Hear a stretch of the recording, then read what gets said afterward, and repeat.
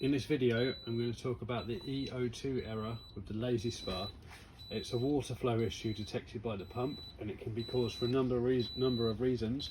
Normally it's caused by debris introduced into the hot tub, such as grass, hair and dead skin particles. There's a few steps to resolve the issue, and they include cleaning the filter and the filter housing, checking that the water flow is actually working once the filters are removed, checking that the water level is between minimum and maximum, and resetting the unit. I'll talk you through each of those steps individually now. So to remove the filter, you just simply unscrew it from the housing, as you know from your daily maintenance videos.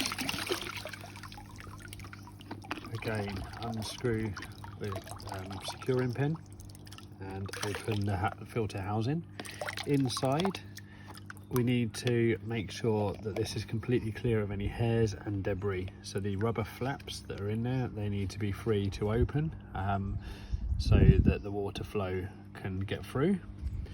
Make sure there's no hair and debris blocking or intertwined in the holes there. Need to make sure the filter is rinsed thoroughly using lukewarm water so it's completely clean, like it is in that video there. And if you look inside the gaps, inside the creases, it should be virtually completely clean. So as clear as you can physically get that filter to be. And then the main piece of the housing, this all needs to be completely clear of hairs and other debris, so it's completely clear to allow the water to flow at the correct pressure for the machine to be happy. If there's any blockages in the filter or the housing, that will throw up the E02 error, so that's a common problem. So just make sure it's back together properly, nice and tight. If it's too loose, you can get airlocks in it, etc. So it's good to make sure it's nice and tight, so we know it's clean. There's no blockages, there's no hair, it's all free flowing, and it goes back on. So once you have taken the filter housing off and cleaned out the filter and put it all back together as explained, then you need to turn the power off at the wall for the hot tub, and then press the orange reset button on the RCD on the lead of the tub. That will put power back to the unit, and then you press the power button to turn the unit on and press the pump symbol to get the pump up and running. As soon as that's done, even with an E02 error, you normally get a minute or more of the pump running or trying to run before the E02 comes up. Okay, so power on, pump on, and then put your hand in front of the top inlet into the pool, and you should feel the water pumping in. If you don't, then there's a potential pump failure, and we would need to bring you a replacement pump out, or discuss with you the next steps, but you'll need to contact us in that case. The next step is to check that the water level in your pool is between minimum and maximum. We recommend somewhere near maximum as opposed to minimum, and the water level should be looked at when the pool is empty, there's no one in the tub. Obviously if there's people in the tub, that's going to give you a higher than accurate reading, and a water level below minimum, or even very close to minimum in some cases, can cause the E02 error. Once you've checked the filter, cleaned the filter housing, check the water level, and check the pump is working, then turn the pump off again at the wall and press the orange reset button before powering the unit back on and turning the pump and the heat back on. That should clear the E02 error. In over half of cases that will do. In some cases where debris has got beyond the filter and into the pump system, then you'll need to move into a more detailed clean of the pump and the filtration system, which I will explain now. So if the initial process hasn't cleared the E02 error and it's come back for you, then we need to move into the next stage of clearing and cleaning the pump system of any debris. So we need to remove the filter and remove the chlorine dispenser before putting the stop caps on to keep the water in the spa. Before we can do that though, we need to turn the pump unit off. So you hold down the unlock button if it's locked,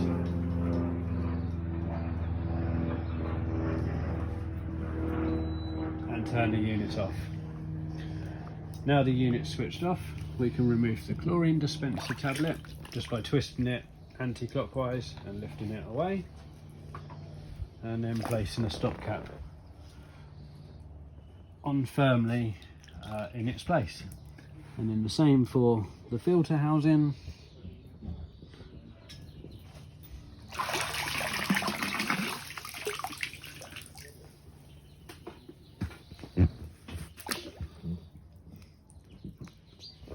Like so. And then moving round to the filter unit, there's 3 connectors that just simply need to be unscrewed in order to remove the unit from the spar, like so.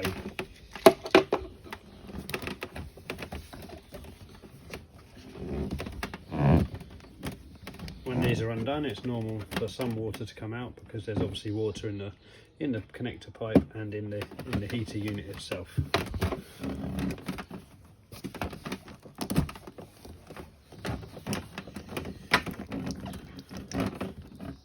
As long as your stop caps are still on firmly the other side, then you're only going to lose the water that's in the pump and in the pipes.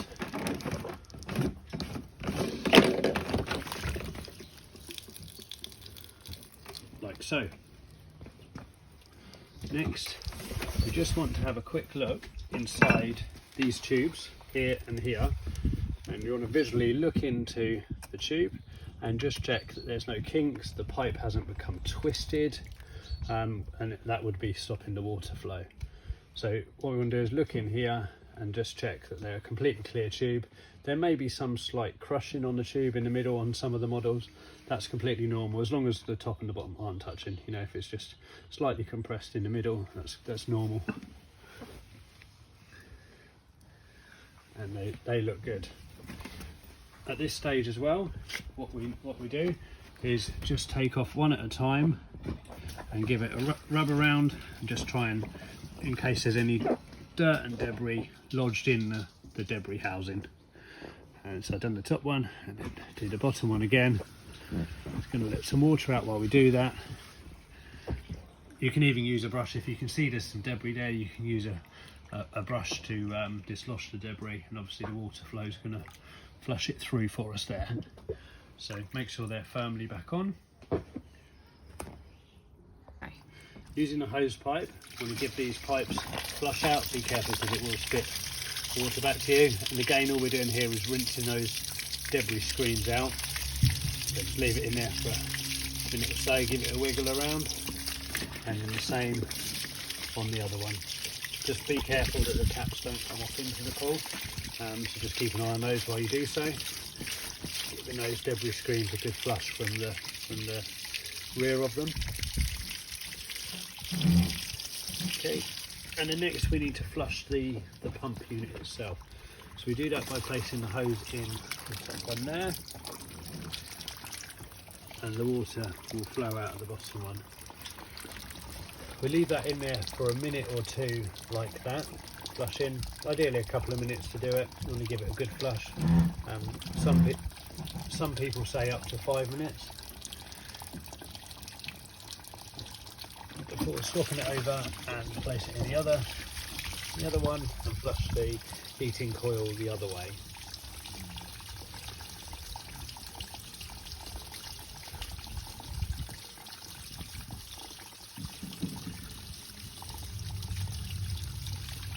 And then it's good practice to flush it again from the top one back through. So we're flushing it top one, bottom one, top one for 2 to 3 or 2 to 5 minutes on each go.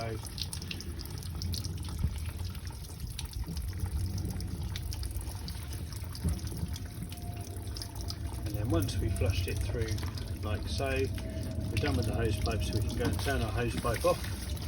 Once the flush has been carried out, so we've flushed both the pipes, we've flushed the coil inside by flushing the top one, the bottom one and the top one again for between 2 and 5 minutes each. We can then put the machine back together. Okay, they all only go in one place, you can't get this wrong. They can be fiddly, however, to get started on the threads, because they obviously have to be square to get them started. So the way we do it is to do them all loosely up first as you're getting them started, before tightening them all fully once all 3 threads are started. So that's 3 on there now, so now we're going to tighten them all up. Don't need to be mega tight, just finger tight is good.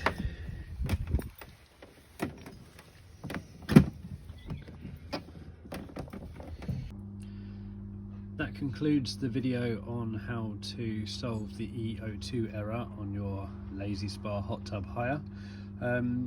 If that hasn't solved the problem, then obviously do get in touch with us. In 99.9% of cases, that process will solve the problem. Any problems, do give us a call and we'll be happy to help. Many thanks.